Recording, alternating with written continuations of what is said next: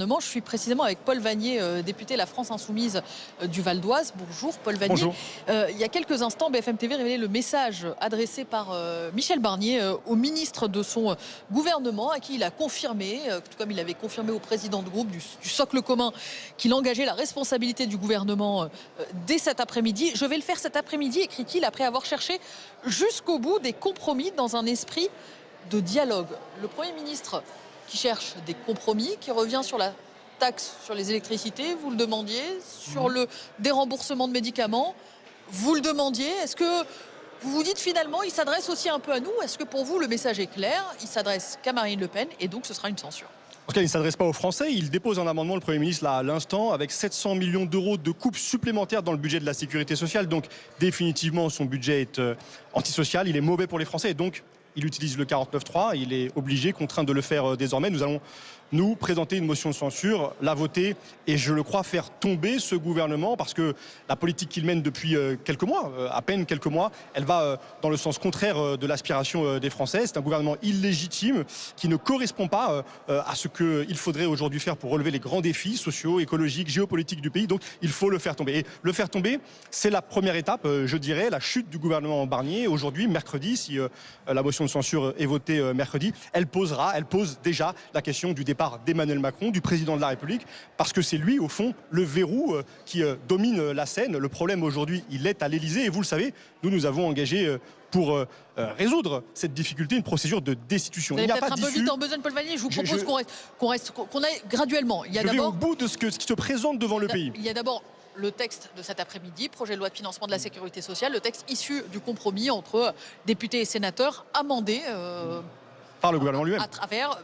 Après une discussion avec Marine Le Pen ce matin. Vous évoquiez la censure. De ce que je comprends, l'idée pour vous, c'est d'aller vite, cette motion de censure. Dès que Michel Barnier parlera du 49.3, vous la déposerez. Elle est prête? Elle est prête? Oui. Elle est signée par l'ensemble des groupes de gauche? Oui, ce sera une motion de censure du nouveau Front populaire. Elle sera déposée dans la foulée si le 49.3 se confirme. C'est ce que tout indique. Et l'idée, c'est de l'examiner dans les 48 heures, mercredi, puisque vous évoquiez la date de mercredi, pour faire chuter le gouvernement de Michel Barnier. Pour cela, il va vous falloir les voix du Rassemblement national.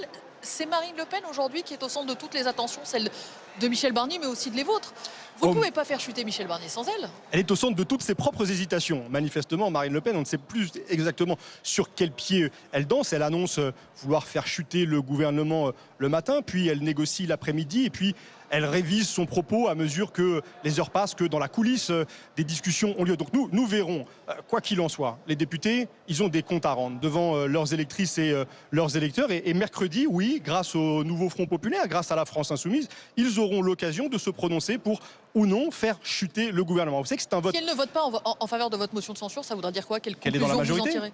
Qu'elle est dans la majorité. Marine Le Pen se comporte depuis 4 mois comme la béquille de M. Barnier. Je vous rappelle qu'elle a déjà refusé de voter une motion de censure. Je vous rappelle qu'elle a empêché la procédure de destitution du président de la République d'être débattue et votée par l'ensemble des députés. Donc aujourd'hui, elle est dans un entre-deux. Si elle ne vote pas la censure proposée par le nouveau Front populaire mercredi, alors elle sera définitivement une des composantes de cette majorité le péno-macroniste qu'on voit depuis maintenant 18 mois en vérité sur le fond aussi converger, porter ensemble des mesures, une politique. Beaucoup des mesures de Marine Le Pen sont reprises aujourd'hui par un gouvernement de droite extrémisé. Donc nous verrons, c'est le moment de vérité. Et pour les Français, c'est important parce que c'est vraiment ce vote qui distingue qui est dans la majorité, qui est dans l'opposition. Paul Vannier, je rappelle que vous êtes député de la France Insoumise. Pour vous, la suite, si Michel Barnier chute, c'est la destitution d'Emmanuel Macron. Ou sa démission. À gauche, le Parti socialiste dit non, il sera le temps de construire une nouvelle majorité. Il faudra qu'il y ait un accord de non-censure, il faudra qu'il y ait un gouvernement de gauche, mais qu'il y ait des pistes d'accord avec qui dans le bloc central,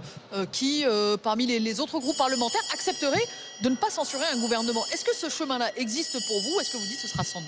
Je crois qu'il n'existe pas. Regardez, jeudi, nous les Insoumis, nous avons proposé l'abrogation de la réforme des retraites, qui est une mesure partagée par tout le NFP. Eh bien, nous avons été empêchés, notamment par les parlementaires macronistes, d'aller au vote. Donc il n'y a pas de possibilité dans la configuration actuelle de l'Assemblée nationale d'élargir un camp pour former une majorité, sauf à renier le programme du nouveau Front populaire, le programme de rupture qui a permis l'élection de 193 députés. C'est pourquoi nous disons que le problème se situe du côté de l'Élysée, que c'est le départ d'Emmanuel Macron par sa destitution ou par sa démission qui peut nous permettre de sortir pas même de la crise politique, de la crise de régime qui est en train de s'installer, parce qu'on le voit, la situation, elle est ici à l'Assemblée complètement bloquée. Nous avons besoin de repasser devant les urnes, de convoquer à nouveau le peuple français pour sortir démocratiquement par le haut de cette impasse. Et Paul Vanny, je vais aller 30 secondes.